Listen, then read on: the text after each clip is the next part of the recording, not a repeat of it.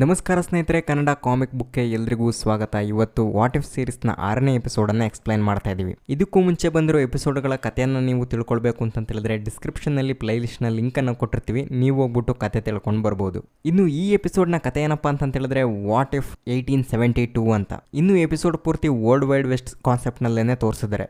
ಇನ್ನು ಈ ಕತೆ ಶುರು ಆಗೋಕೆ ಮುಂಚೆ ವಾಚರ್ ಹೇಳ್ತಾ ಇರ್ತಾನೆ, ಮಲ್ಟಿವರ್ಸು, ಪ್ಯಾರಲಲ್ ಯೂನಿವರ್ಸು, ಈ ಥರ ನಾನು ತುಂಬ ವಿಚಿತ್ರವಾಗಿರುವಂಥ ಯೂನಿವರ್ಸ್ಗಳನ್ನು ನೋಡಿದ್ದೀನಿ. ಕೆಲವೊಂದು ವಿಚಿತ್ರವಾಗಿದ್ದರೆ ಕೆಲವೊಂದು ನರ್ಕದ ಥರ ಇರುತ್ತೆ, ಇನ್ನು ಕೆಲವು ಫನ್ನಿಯಾಗಿರುತ್ತೆ ಅಂತ. ಇವುಗಳನ್ನು ಹೇಳುವಾಗ ಕೆಲವೊಂದಿಷ್ಟು ಇಮೇಜಸ್ಗಳು ಬರ್ತವೆ. ಅದರಲ್ಲಿ ಫ್ರಾಗ್ ವರ್ಷನ್ ಆಫ್ ಥೋರ್ ಮತ್ತು ಆಲಿಗೇಟರ್ ವರ್ಷನ್ ಆಫ್ ಲೋಕಿ ಈ ಥರ ಒಂದು ಪಿಕ್ಚರ್ನ ತೋರಿಸಿದ್ರೆ, ಇನ್ನೊಂದು ಪಿಕ್ಚರ್ ತೋರಿಸ್ತಾರೆ, ಅದು ಆ್ಯಕ್ಚುಲಿ ಮಾರ್ವಲ್ ಕ್ಯಾರೆಕ್ಟರ್ಗಳ ಥರ ಕಾಣಿಸ್ತಾ ಇಲ್ಲ, ಪೈರೇಟ್ಸ್ ಆಫ್ ದಿ ಕೆರಿಬಿಯನ್ ಕ್ಯಾರೆಕ್ಟರ್ಗಳ ಥರ ಕಾಣಿಸ್ತಾ ಇದೆ. ಇನ್ನೊಂದು ಪಿಕ್ಚರ್ ತೋರಿಸ್ತಾರೆ, ಅಲ್ಲಿ ಅಲ್ಟ್ರಾನ್ ಎಂಟರ್ಟೈನ್ಮೆಂಟ್ ಶೋ ಮಾಡ್ತಾ ಇರ್ತಾನೆ. ಅಂದರೆ ಅಲ್ಟ್ರಾನನ್ನು ಬರೀ ಎಂಟರ್ಟೈನ್ಮೆಂಟ್ಗೋಸ್ಕರನೇ ಕ್ರಿಯೇಟ್ ಮಾಡಿರ್ತಾರೆ ಆ ಒಂದು ಯೂನಿವರ್ಸ್ನಲ್ಲಿ. ಆದರೆ ವಾಚರ್ಗೆ ಒಂದು ಬೇಜಾರೇನಪ್ಪ ಅಂತ ಹೇಳಿದ್ರೆ, ಅವನು ಎಷ್ಟೇ ಪ್ಯಾರಲಲ್ ಯೂನಿವರ್ಸ್ಗಳನ್ನು ನೋಡಿದಾಗ ಅದರಲ್ಲಿ ಕಹಿ ಘಟನೆಗಳು ಕಾನ್ಸ್ಟೆಂಟಾಗಿ ಚೇಂಜಸ್ ಆಗದೇನೆ ಹಂಗೆ ಉಳಿದಿರ್ತವೆ. ಅಂಥದ್ದೇ ಒಂದು ಕಥೆನ ಇಲ್ಲಿ ಹೇಳೋದಕ್ಕೆ ಹೊರಟಿದ್ದಾನೆ. ಅದು ಲೆಜೆಂಡರಿ ಹೀರೋಸ್ಗಳಾಗಿರುವಂಥ ಶಾಂಕ್ಚಿ ಮತ್ತು ಕೇಟ್ ಬಿಷಪ್ದು. ಈ ಯೂನಿವರ್ಸ್ನಲ್ಲಿ ಏನಾಗಿರುತ್ತಪ್ಪ ಅಂತ ಹೇಳಿದ್ರೆ, 19ನೇ ಶತಮಾನದಲ್ಲಿ ಅಮೇರಿಕಾ ಎವಾಲ್ವ್ ಆಗ್ತಾ ಇರುತ್ತೆ.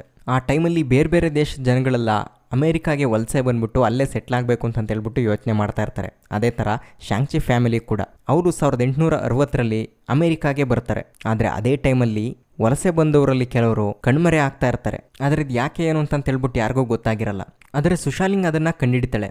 ಇಲ್ಲಿ ಏನಾಗಿರುತ್ತಪ್ಪ ಅಂತ ಹೇಳಿದ್ರೆ, ಹುಡ್ ಅವ್ರನ್ನೆಲ್ಲ ಕಿಡ್ನಾಪ್ ಮಾಡ್ಕೊಂಡೋಗಿ ಅವ್ರ ಮೇಲೆ ಮಾಟ ಮಂತ್ರ ಮಾಡಿ, ಅವ್ರ ಬ್ರೈನ್ ವಾಶ್ ಮಾಡಿ, ಅವ್ರ ಕೈಲಿ ಕ್ರಿಮಿನಲ್ ಆಕ್ಟಿವಿಟಿ ಮಾಡಿಸ್ತಾ ಇರ್ತಾನೆ. ಪಾಪ ಇಂಥ ಅಮಾಯಕರಿಗೆಲ್ಲ ನ್ಯಾಯ ಕೊಡಿಸ್ಬೇಕು ಅಂತೇಳಿ ಸುಶಾಲಿಂಗ್ ಹುಡ್ ವಿರುದ್ಧ ಫೈಟ್ ಮಾಡೋದಕ್ಕೆ ನಿಲ್ತಾಳೆ. ಆದರೆ ಅವನು ಸುಶಾಲಿಂಗ್ ಜೊತೆ ಅವಳ ನೈಬರ್ಸ್ಗಳನ್ನೆಲ್ಲ ಕಿಡ್ನಾಪ್ ಮಾಡ್ಕೊಂಡೋಗಿ ಬೇರೆಲ್ಲೋ ತಗೊಂಡೋಗಿ ಬಚ್ಚಿಟ್ಟಿರ್ತಾನೆ. ಇದ್ರ ಬಗ್ಗೆ ಯಾರು ಕೂಡ ಮಾತಾಡ್ತಾನೆ ಇರೋದಿಲ್ಲ. ಇದ್ರ ಬಗ್ಗೆ ಧ್ವನಿ ಎತ್ತಿ ಸಿಸ್ಟರ್ಸ್ ಮತ್ತೆ ಅವ್ರನ್ನೆಲ್ಲ ಹುಡುಕ್ಬೇಕು ಅಂತೇಳಿ ಶಾಂಕ್ಚಿ ಕೇಟ್ ಬಿಷಪ್ ಜೊತೆ ಜಾಯ್ನ್ ಆಗ್ಬಿಟ್ಟು ಅವ್ರ ಹುಡುಕಾಟನ ಮುಂದುವರಿಸ್ತಾರೆ. ಅವ್ರ ಪೇರೆಂಟ್ಸು ಮರ್ಡರ್ ಆಗೋಗ್ಬಿಟ್ಟಿರ್ತಾರೆ. ಅದು ಕೂಡ ಹುಡ್ಡೇ ಮಾಡಿರ್ತಾನೆ ಅಂತ ಹೇಳ್ಬಿಟ್ಟು ಅವಳು ಹುಡ್ಡನ್ನ ಹುಡುಕ್ತಾ ಇರ್ತಾಳೆ.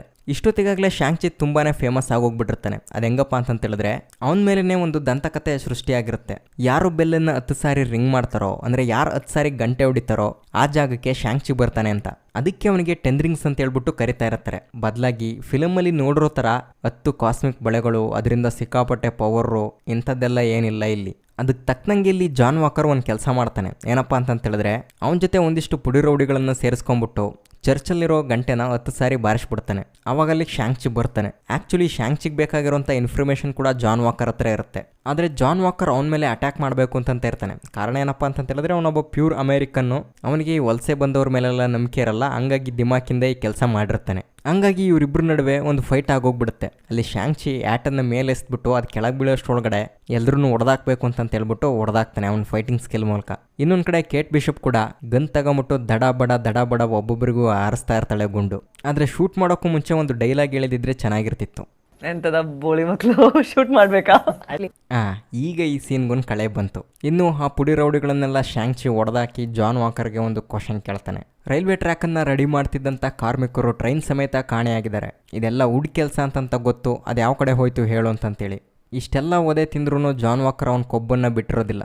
ಅವರೆಲ್ಲ ಚೈನೀಸ್ ವಲಸೆಗಾರರು ಅಂತಂತೇಳ್ಬಿಟ್ಟು ಅಷ್ಟೊಂದು ಪ್ರೀತಿನ ನಿನಗೆ ಸರಿ ಹೇಳ್ತೀನಿ ಕೇಳು ಅಂತಂತೇಳ್ಬಿಟ್ಟು ಅದು ಪೆಗಸಸ್ ಪಾಯಿಂಟ್ ಕಡೆ ಹೋಯ್ತು ಅಂತಂತೇಳ್ಬಿಟ್ಟು ಹೇಳ್ತಾನೆ. ನೋಡೋಣ ಆ ಜಾಗಕ್ಕೆ ಹೋಗ್ಬಿಟ್ಟು ಅಂತಂತೇಳ್ಬಿಟ್ಟು ಶಾಂಕ್ಚಿ ಮತ್ತು ಕೇಟ್ ಇಬ್ಬರು ಕೂಡ ಹೋಗ್ತಾರೆ. ಆದರೆ ಆ ಜಾಗ ಪಾಳು ಬಿದ್ದಿರುತ್ತೆ. ಆದರೆ ಒಬ್ಬ ಹುಡುಗ ಬಂದ್ಬಿಟ್ಟು ಶಾಂಕ್ಚಿನ ಹೆಲ್ಪ್ ಕೇಳ್ತಾನೆ. ಅವನ ಹೆಸರು ಜುನ್ಫ್ಯಾನ್ ಅಂತಂತೇಳಿ. ಅವ್ರ ಅಪ್ಪನ್ನ ಹುಡ್ಡು ಎತ್ತಾಕೊಂಡೋಗಿರ್ತಾನೆ. ಅದು ಒಂದು ಗೋಸ್ಟ್ ಟ್ರೈನಲ್ಲಿ. ಆ ಟ್ರೈನಲ್ಲಿ ಅದೇ ಥರ ತುಂಬ ಜನ ಇರ್ತಾರೆ. ಬಟ್ ಇವ್ರಿಗೆ ಕೇಳೋದಕ್ಕೆ ವಿಚಿತ್ರ ಅಂತ ಅನಿಸಿದ್ರು ಕೂಡ ಆ ಹುಡುಗ ಹೇಳಿದ ದಿಕ್ಕ ಕಡೆ ಕುದುರೆ ಹತ್ಕೊಂಡು ಹೋಗ್ಬಿಟ್ಟು ನೋಡ್ತಾರೆ. ಬಟ್ ಅಲ್ಲಿ ಟ್ರೈನ್ ರಿಯಲಿ ಹೋಗ್ತಾ ಇರುತ್ತೆ. ಆ್ಯಕ್ಚುಲಿ ಅದು ತುಂಬ ಅಡ್ವಾನ್ಸ್ಡ್ ಆಗಿರುವಂಥ ಟ್ರೈನು ಲಿವಿಟೇಷನ್ ಟೆಕ್ನಾಲಜಿಯಿಂದ ಓಡ್ತಾ ಇರುತ್ತೆ. ಆದರೆ ಇವರಿಗೆ ಆ ಟೆಕ್ನಾಲಜಿ ಎಲ್ಲ ಅಪರೂಪ, ಅಥವಾ ಟೆಕ್ನಾಲಜಿ ನಾಲೆಡ್ಜ್ ಇಲ್ಲದೇನೆ ಅದನ್ನು ಗೋಸ್ಟ್ ಟ್ರೈನ್ ಅಂತ ಹೇಳ್ಬಿಟ್ಟು ಕರಿತಾ ಇರ್ತಾರೆ. ಓಕೆ, ಆ ಟ್ರೈನ್ ಒಳಗಡೆ ಹತ್ಕೊಳ್ತಾರೆ.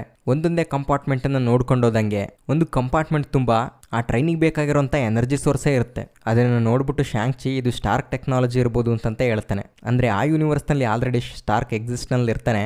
ಮೇ ಬಿ ಹುಡ್ ಅವನನ್ನು ಸ್ಲೇವ್ಸ್ ಮಾಡಿಕೊಂಡು ಈ ಟ್ರೈನ್ಗೋಸ್ಕರನೇ ಸ್ಪೆಷಲ್ ಆಗಿ ಆರ್ಕ್ ರಿಯಾಕ್ಟರನ್ನು ಬಿಲ್ಡ್ ಮಾಡಿಸಿರ್ಬೋದು. ಇನ್ನು ನೆಕ್ಸ್ಟ್ ಒಂದು ಕಂಪಾರ್ಟ್ಮೆಂಟಲ್ಲಿ ಬರೀ ವೆಪನ್ಸ್ಗಳೇ ಇರ್ತವೆ. ಇನ್ನು ನೆಕ್ಸ್ಟ್ ಕಂಪಾರ್ಟ್ಮೆಂಟ್ಗೆ ಹೋದರೆ ಅಲ್ಲಿ ತುಂಬ ಜನ ಸಿವಿಲಿಯನ್ಸ್ಗಳು ಹಿಪ್ನೋಟೈಸ್ ಆಗಿ ಪ್ರಜ್ಞೆನೇ ಇಲ್ದವ್ರ ಥರ ಕೂತಿರ್ತಾರೆ. ಅದರೊಳಗಡೆ ಜುನ್ ಫ್ಯಾನ್ನ ಫಾದರ್ ಕೂಡ ಇರ್ತಾನೆ. ಇದರಿಂದ ಯಾರಿದ್ದಾರೆ ಏನು ಕತೆ ಅಂತ ಹೇಳ್ಬಿಟ್ಟು ಮುಂದೆ ನೋಡ್ಕೊಂಡೋದಾಗ ಗೊತ್ತಾಗುತ್ತೆ. ಅಲ್ಲಿ ಸೊನ್ನಿ ವರ್ತ್ ಅವನದೇ ಗ್ಯಾಂಗ್ ಕಟ್ಕೊಂಡ್ಬಿಟ್ಟು ಈ ಟ್ರೈನಲ್ಲಿರೋರ್ನೆಲ್ಲ ಹಿಪ್ನಟೈಸ್ ಮಾಡಿ ಹುಡ್ ಹತ್ರ ಕರ್ಕೊಂಡು ಹೋಗ್ತಾ ಇರ್ತಾನೆ. ಯಾಕಪ್ಪ ಅಂತ ಹೇಳಿದ್ರೆ ಇವನು ಕೂಡ ಹುಡ್ಗೋಸ್ಕರ ಕೆಲಸ ಮಾಡ್ತಿರ್ತಾನೆ. ಹುಡ್ ಮತ್ತೆ ಇವನು ಸೇರ್ಕೊಂಡ್ಬಿಟ್ಟು ಒಂದು ಹೊಸ ಪ್ರಪಂಚನ ಕಟ್ಟಬೇಕು ಅಂತಂತೇಳಿ. ಅದಕ್ಕೆ ಕೇಟ್ ಬಿಷಪ್ ಪ್ರಶ್ನೆ ಮಾಡ್ತಾಳೆ, ಅದಕ್ಕೋಸ್ಕರ ಈ ಅಮಾಯಕ ಜನರನ್ನೆಲ್ಲ ಹಿಪ್ನಟೈಸ್ ಮಾಡಿ ಬಂದಿ ಮಾಡ್ಬಿಟ್ಟು ಕರ್ಕೊಂಡು ಹೋಗ್ತಿದ್ಯಾ ಅಂತಂತೇಳಿ. ಆದರೆ ಬರ್ಚ್ ಪ್ರಕಾರ ಈ ಟ್ರೈನೇ ಅವ್ರಿಗೆಲ್ಲ ಸ್ವತಂತ್ರ ಕೊಡಿಸುತ್ತೆ ಅಂತ ಹೇಳ್ಬಿಟ್ಟು ನಂಬಿರ್ತಾನೆ. ಆ ಸ್ವತಂತ್ರಕ್ಕೋಸ್ಕರ ಬಲವಂತವಾಗಾದ್ರೂ ಅವ್ರನ್ನ ಬದಲಾವಣೆ ಮಾಡಲೇಬೇಕು. ಹುಡ್ ಅದನ್ನೇ ಈಗ ಡಿಮ್ಯಾಂಡ್ ಮಾಡ್ತಾ ಇರೋದು. ನಾನು ಅದನ್ನು ಸಪ್ಲೈ ಮಾಡ್ತಾ ಇದ್ದೀನಿ, ಇನ್ನು ನಾನೇನು ಡಿಮ್ಯಾಂಡ್ ಮಾಡ್ತೀನೋ ಅದನ್ನ ಹುಡ್ ಸಪ್ಲೈ ಮಾಡ್ತಾನೆ ಅಂತ ಹೇಳ್ಬಿಟ್ಟು ಹಳೆ ಪಿಕ್ಚರ್ ವಿಲನ್ ಥರ ಡೈಲಾಗ್ ಹೊಡಿತಾನೆ. ಆದರೆ ಇದು ಯಾಕೋ ಶಾಂಕ್ಚಿಗೆ ಇಷ್ಟ ಆಗಲ್ಲ. ಮೊದಲು ಆ ಹುಡುಗನ ಅಲ್ಲಿಂದ ಓಡೋಗಕ್ಕೆ ಕೇಳ್ತಾನೆ, ಅದು ಮ್ಯಾಂಡ್ರಿನ್ ಭಾಷೆನಲ್ಲಿ. ಅಂದರೆ ಅರ್ಥ ಆಗಿರಬೇಕಲ್ಲ ಇಲ್ಲಿ ಶಾಂಕ್ಚಿ ಫೈಟಿಂಗಿಗೆ ರೆಡಿ ಆಗಿದ್ದಾನೆ ಅಂತ. ಆದರೆ ಬರ್ಚ್ ಅವನಿಗೆ ಅವಾಗ ಇನ್ನೊಂದು ವಿಷಯ ಹೇಳ್ತಾನೆ. ಏನಪ್ಪ ಅಂತ ಹೇಳಿದ್ರೆ ಹುಡ್ ಕೂಡ ನಿನ್ನನ್ನು ಮೀಟ್ ಆಗಬೇಕು ಅಂತಂತಾನೆ ಕಾಯ್ತಾ ಇದ್ದಾನೆ. ಅದಕ್ಕಾದ್ರೂ ನೀನು ಗೌರವ ಕೊಟ್ಟು ಏನು ಕಿತಾಪತಿ ಮಾಡಿದೆ ನಮ್ಮ ಜೊತೆ ಸೈಲೆಂಟಾಗಿ ಬಾ, ಅವಾಗ ನಿಂಗೆ ಎಲ್ಲ ಗೊತ್ತಾಗುತ್ತೆ ಅಂತ. ಆದರೆ ಕದೀಮ ಇವನು ಏನು ಮಾಡ್ತಾನೆ ಅಂತ ಹೇಳಿದ್ರೆ ಸೈಲೆಂಟಾಗಿ ಆ ಹುಡುಗನ್ನ ಕೊಲ್ಲೋದಕ್ಕೆ ಇಬ್ಬರನ್ನ ಕಳಿಸ್ಬಿಡ್ತಾನೆ. ಇಲ್ಲಿ ಜುನ್ಫಾನು ಅವರಿಂದ ತಪ್ಪಿಸ್ಕೊಂಡು ಹೋಗೋದಕ್ಕೆ ಟ್ರೈನ್ ಮೇಲೆ ಹತ್ತಿ ಓಡ್ತಾ ಇರ್ತಾನೆ. ಅವಾಗ ಅವನು ನಟಾಡ್ಸ್ಕೊಂಡು ಬಂದಂಥ ಇಬ್ಬರು ದಾಂಡಿಗರು ಅವನನ್ನು ಹಿಡ್ಕೊಳ್ಳೋದಕ್ಕಂತೇಳಿ ನೋಡಿದಾಗ ವಾಚರ್ಗೆ ಅದನ್ನು ಸಹಿಸ್ಕೊಳ್ಳೋದಕ್ಕಾಗಲ್ಲ. ಈ ಹುಡುಗ ನೋಡಿದ್ರೆ ಫ್ಯೂಚರ್ನಲ್ಲಿ ದೊಡ್ಡ ಹೀರೋ ಆಗೋ ಥರ ಇದ್ದಾನೆ. ಅಂಥವ್ನ ಮೇಲೆ ಅಟ್ಯಾಕ್ ಮಾಡೋದಕ್ಕೆ ಬಂದಿದ್ದಾರಲ್ಲ ಅಂತಂತೇಳಿ ಅವರಿಬ್ಬರನ್ನು ಬರೀ ಸಿಂಗಲ್ ಬೆರಳಲ್ಲೇನೆ ಹೊಡೆದು ಬೀಳಿಸ್ಬಿಡ್ತಾನೆ. ಈ ಸೀನ್ನ ತುಂಬ ಚೆನ್ನಾಗಿ ನೆನ್ಪಿಟ್ಕೊಂಡಿರಿ. ಯಾಕಂತಂತೇಳಿದ್ರೆ ವಾಟ್ ಇಫ್ ಸೀಸನ್ 3ಗೆ ಇದೇ ಕೀ ಮೂಮೆಂಟು. ಇದ್ರ ಬಗ್ಗೆ ಕೊನೆಯಲ್ಲಿ ಮಾತಾಡ್ತೇನೆ. ಅಂತೂ ಇಂತೂ ಆ ಹುಡುಗ ಸೇಫ್ ಆದ. ಆ ಟ್ರೈನು ಸುರಂಗದೊಳಗಡೆ ಪಾಸಾಗಿ ಒಂದು ಮಿಸ್ಟೀರಿಯಸ್ ಜಾಗಕ್ಕೆ ಬಂದ್ಬಿಟ್ಟು ನಿಲ್ಲುತ್ತೆ. ಅವಾಗ ಬುರ್ಚ್ ಶಾಂಕ್ಚಿನ ಹುಡ್ಡನ್ ಮೀಟ್ ಆಗಿ ಹೋಗು ಅಂತ ಹೇಳ್ಬಿಟ್ಟು ಕಳಿಸ್ತಾನೆ. ಆದರೆ ಕೇಟ್ ಬಿಷಪ್ನ ಅಲ್ಲೇ ಉಳಿಸ್ಕೊಳ್ತಾನೆ. ಇನ್ನು ಅದೇ ರೀತಿ ಹುಡ್ ಕೂಡ ಆ ಜಾಗಕ್ಕೆ ಬಂದ್ಬಿಟ್ಟು ಶಾಂಕ್ಚಿನ ಅವನ ಜೊತೆ ಜಾನ್ ಆಗೋದಕ್ಕೆ ಕೇಳ್ತಾನೆ. ಆದರೆ ಅವನು ಅದಕ್ಕೆ ಒಪ್ಕೊಳ್ಳೋದಿಲ್ಲ. ಮೊದಲು ಅವನ ಸಿಸ್ಟರ್ ಎಲ್ಲಿದ್ದಾನೆ ಅಂತ ಹೇಳ್ಬಿಟ್ಟು ಕೇಳ್ತಾನೆ. ನೀನು ನನ್ನ ಜೊತೆ ಜಾನ್ ಆಗದೆ ಇದ್ರೆ ನಿನ್ನ ಸಿಸ್ಟರ್ ಸಿಕ್ಕಲ್ಲ, ಇಲ್ಲ ಅಂತಂತೇಳಿದ್ರೆ ನನ್ನ ಜೊತೆ ಫೈಟ್ ಮಾಡು ಅಂತಂತೇಳ್ಬಿಟ್ಟು ಇಬ್ಬರು ಹೊಡೆದಾಟಕ್ಕೆ ಬಿದ್ದುಬಿಡ್ತಾರೆ. ಈಕ್ವಲ್ ಟು ಈಕ್ವಲ್ ಫೈಟ್ ಮಾಡ್ತಾ ಇರ್ತಾರೆ. ಆದರೆ ಹುಡ್ ಅವಾಗ ಇನ್ವಿನ್ಸಿಬಲ್ ಆಗಿ ಅಂದರೆ ಕಣ್ಮರೆಯಾಗಿ ಮಾಯಯುದ್ಧ ಮಾಡಿಬಿಡ್ತಾನೆ. ಅವಾಗ ಶಾಂಕ್ಚಿಗೆ ಹೆಂಗೆ ಹೊಡಿಬೇಕು ಅಂತಂತೇಳ್ಬಿಟ್ಟು ಗೊತ್ತಾಗಲ್ಲ. ಆದರೆ ಅಲ್ಲಿ ಬೀಳ್ತಾ ಇರೋಂಥ ಸ್ನೋ ಮೇಲೆ ಹುಡ್ ನಡ್ಕೊಂಬರ್ತಾ ಇರೋಂಥ ಫುಟ್ ಪ್ರಿಂಟ್ ಗೊತ್ತಾಗ್ತಾ ಇರುತ್ತೆ. ಅದನ್ನು ಅಬ್ಸರ್ವ್ ಮಾಡಿಬಿಟ್ಟು ಹುಡ್ಗೆ ಒಂದು ಸರಿಯಾಗಿ ಬಾರಿಸ್ತಾನೆ. ಅವನೋಗ್ಬಿಟ್ಟು ಕೆಳಗಡೆ ಬಿದ್ದಾಗ ಅವನಿಗೆ ಗೊತ್ತಾಗುತ್ತೆ ಹುಡ್ ಬೇರೆ ಯಾರೂ ಅಲ್ಲ, ಅವನ ತಂಗಿ ಸುಶಾಲಿಂಗ್ ಅಂತೇಳಿ. ಆ್ಯಕ್ಚುಲಿ ಇಲ್ಲಿ ಏನಾಗಿರುತ್ತಪ್ಪ ಅಂತಂತೇಳಿದ್ರೆ ಹುಡ್ ವಿರುದ್ಧ ಸುಶಾಲಿಂಗ್ ಫೈಟ್ ಮಾಡಿದಾಗ ಅವಳು ಹುಡ್ಡನ್ನು ಕೊಂದಾಕೆ ಬಿಟ್ಟಿರ್ತಾಳೆ. ಆದರೆ ಹುಡ್ ಹತ್ರ ಇರುವಂಥ ಕೇಪ್ ಇರುತ್ತಲ್ಲ ಅದರಲ್ಲೇ ಕಂಪ್ಲೀಟ್ ಪವರ್ ಇರುತ್ತೆ. ಅದು ಯಾರ ಹತ್ರ ಹೋಗ್ಬಿಟ್ಟು ಸೇರ್ಕೊಳ್ಳುತ್ತೋ ಅವರು ಹುಡ್ಡಾಗಿ ಬದಲಾಗ್ತಾರೆ. ಈಗ ಸುಶಾಲಿಂಗ್ಗೆ ಹುಡ್ಡಾಗಿದ್ದಾಳೆ. ಅಂದರೆ ಆ ಕೇಪ್ ಮೂಲಕ ಅವಳು ಕರಪ್ಟ್ ಆಗೋಗ್ಬಿಟ್ಟಿದ್ದಾಳೆ. ಅಂದರೆ MCUನಲ್ಲಿ ತೋರಿಸಿದಾರಲ್ಲ ನೆಕ್ರೋಸ್ವರ್ಡ್ ಯಾರ ಹತ್ರ ಇರುತ್ತೋ ಅವರೆಲ್ಲ ಕರಪ್ಟ್ ಆಗ್ತಾರೆ ಅಂತಂತೇಳಿ, ಇದು ಸೇಮ್ ಅದೇ ಟೈಪು. ಬಟ್ ಕಾಮಿಕ್ಸ್ನಲ್ಲೆಲ್ಲ ಹಿಂಗಿರಲ್ಲ. ಹುಡ್ ಒಬ್ಬ ಮೆಜಿಷಿಯನ್ ವಿಲನ್ನು. ಅವನ ಕಾಸ್ಟ್ಯೂಮ್ನಲ್ಲಿ ಕೇಪ್ ಇರುತ್ತೆ ಅಷ್ಟೇ, ಆದರೆ ಅದಕ್ಕೆ ಯಾವುದೇ ಥರ ಪವರ್ ಇರಲ್ಲ. ಆದರೆ ಇಲ್ಲಿ ಎಲ್ಲ ಪವರು ಕೇಪ್ಗೇನೆ ಇರೋ ಥರ ತೋರಿಸಿದ್ದಾರೆ.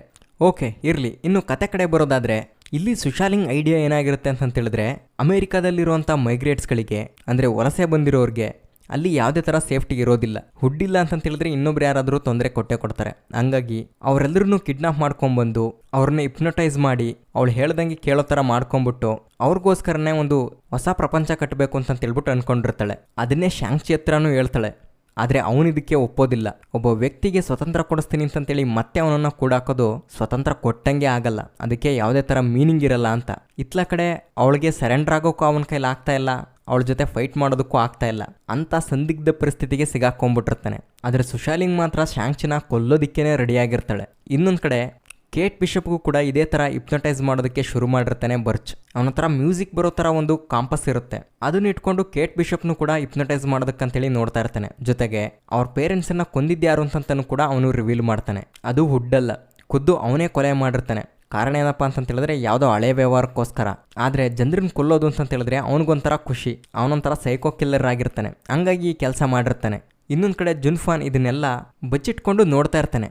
ಅವಾಗ ಅವನಿಗೆ ಒಂದು ಐಡಿಯಾ ಬರುತ್ತೆ. ಆ ಹಿಪ್ನಟೈಸ್ ಸೌಂಡನ್ನು ಡಿಸ್ಟರ್ಬ್ ಮಾಡಬೇಕು ಅಂತಂತೇಳಿ ಅವನೋಗಿ ಟ್ರೈನ್ ಬೆಲ್ ಇರುತ್ತಲ್ಲ ಅದನ್ನು ಬಾರಿಸೋದಕ್ಕೆ ಶುರು ಮಾಡ್ತಾನೆ. ಅವಾಗ ಆ ಟ್ರೈನ್ ಒಳಗಡೆ ಹಿಪ್ನಟೈಸ್ ಆಗಿದ್ದವರೆಲ್ಲರೂ ಎಚ್ಚರಾಗೋಗ್ಬಿಡ್ತಾರೆ. ಅದೇ ಥರ ಕೇಟ್ ಬಿಷಪ್ ಕೂಡ. ಇನ್ನೇನು ಅಕ್ಕನಿಗೆ ಎಚ್ಚರಿಕೆ ಆದಮೇಲೆ ಮುಗೀತು ಕತೆ. ಗನ್ ತೊಗೊಂಡ್ಬಿಟ್ಟು ಪ್ರತಿಯೊಬ್ಬರಿಗೂ ದಡಬಡ ಅಂತಂತ ಹೇಳ್ಬಿಟ್ಟು ಹೊಡೆದಾಕ್ಬಿಡ್ತಾಳೆ. ಆದರೆ ಮತ್ತೆ ಅದೇ ಥರ ಡೈಲಾಗ್ ಮಿಸ್ಸಿಂಗು. ಮತ್ತೊಂದು ಸರಿ ಆಗ್ತೀವಿ, ಕೇಳಿಸ್ಕೊಳ್ಳಿ. ಎಂತದ ಬೋಳಿ ಮಕ್ಕಳು ಶೂಟ್ ಮಾಡಬೇಕಾ?